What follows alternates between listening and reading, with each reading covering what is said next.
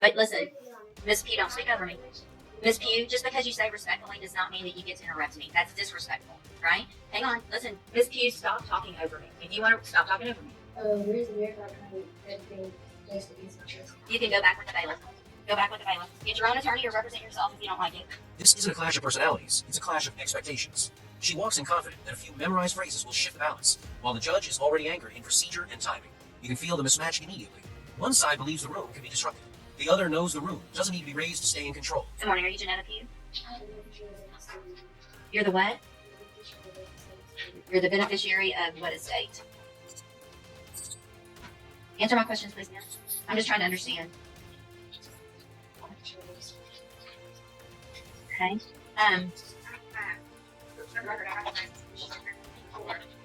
I do as well, for the record. I looked into Mr. Christopher Body. I can't find that person that's practicing career in state bar. And I've not been contacted by anybody on his behalf. All right, so Ms. Pugh, Mr. Lewis has been appointed to represent you at this point. Obviously, you know as well as anyone that you're in custody and you want to get your case taken care of.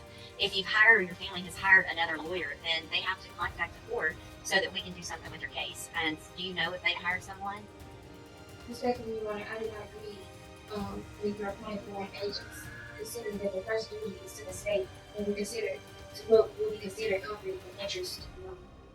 Okay, so if you don't want, the only thing I can do, I'm appointing an attorney to you to help you, right? So if you don't want a court-appointed attorney, then your only option, two things. One is to represent yourself or to hire a lawyer. So if you don't like the way it works, then you do something different. So are you, listen to what I'm saying. Are you either going to represent yourself, or are you going to let Mr. Lewis represent you, or are you going to hire someone? Objection, Your Honor. Respectfully, is this a court record? It is a court of record. So your objection's overruled. Respectfully, Your Honor, there is a verified claim that has been placed against my trust. It's right here. It's called an indictment. And Mr. Lewis has a copy of it, and he can show it to you. So that would be the verified claim against you. There are bricks that was filed to the case that's been never been received. I've received your petition for writ of habeas corpus, and it's denied. Respectfully, Your Honor, I demand to be released due to lack of evidence and stated claims and not being given the proper opportunity to obtain proper counsel and effective defense. It's overruled.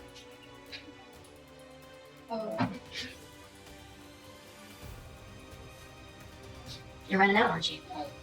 Watch the pauses, not the words. The judge doesn't rush to shut her down. She waits. That silence does more damage than any reprimand. The longer the script runs, the weaker it sounds, and the judge lets that happen on purpose. Authority here is allowed. It's patient, and patience quietly exposes how little ground the speaker actually has. So here's the thing, Miss Pugh. I appreciate your position, but listen, Miss Pugh, don't speak over me. Miss Pugh, just because you say respectfully does not mean that you get to interrupt me. That's disrespectful, right? Hang on, listen to me. Everything you have there is overruled, and here's one of the reasons why. It's because you have a lawyer, and your lawyer will file the appropriate motion. You're interrupting me again, which is disrespectful. So I'm going to leave Mr. Lewis as your attorney unless you choose to represent yourself or hire someone else. I'm going to give you 2 weeks to determine what you're going to do. You can go back. You can go back with the bailiff. Go back. You already said that, and that's overruled. Go back with the bailiff. Get your own attorney or represent yourself if you don't like it. When the case resets, the tone barely changes, and that's the point. The judge doesn't escalate, because she doesn't need to. Repetition drains momentum. Each return to the same arguments lands softer than the last, and you can sense the room already knowing where this ends before anyone says out loud. Perfect. So, Ms. Pugh, Mr. Jeffries has been appointed to represent you. He's just been given, he's trying to get caught up real quickly on all the information and the discovery in your case. I'm going to reset your case so that he can get all of that. Once he gets it, he'll be out there to go over it with you, and we'll see if we can get an announcement at the next court date.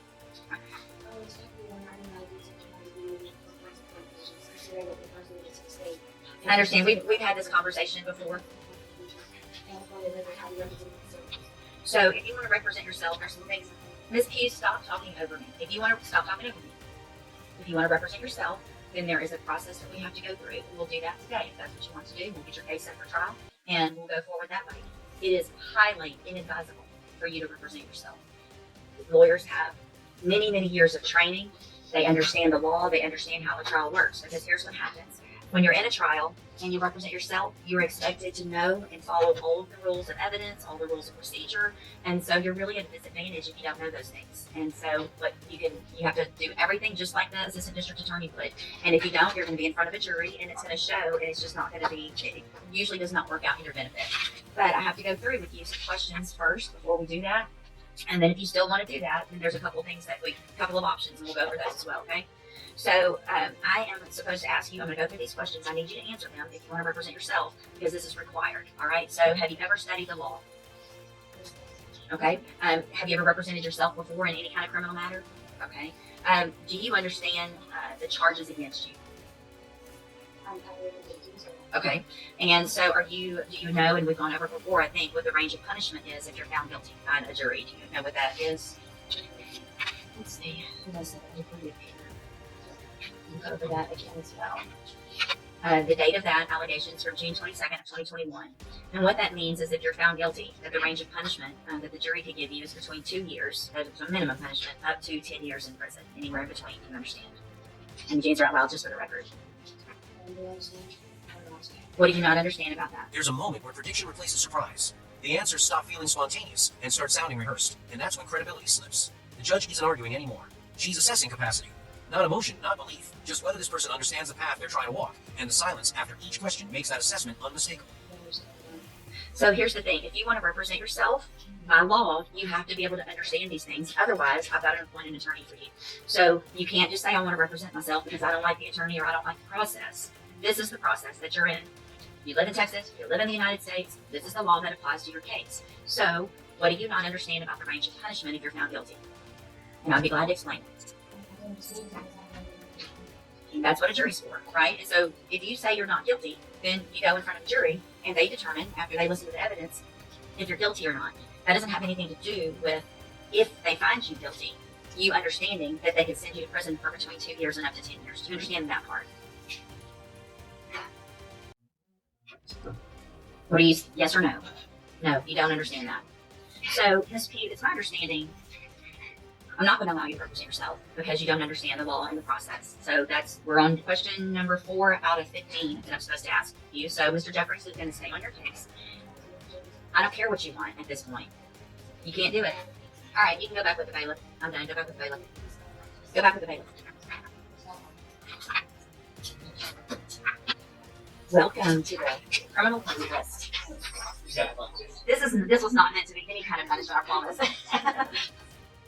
So Mr. Jeffries, get ready like you would. Probably it's going to go straight on to jury.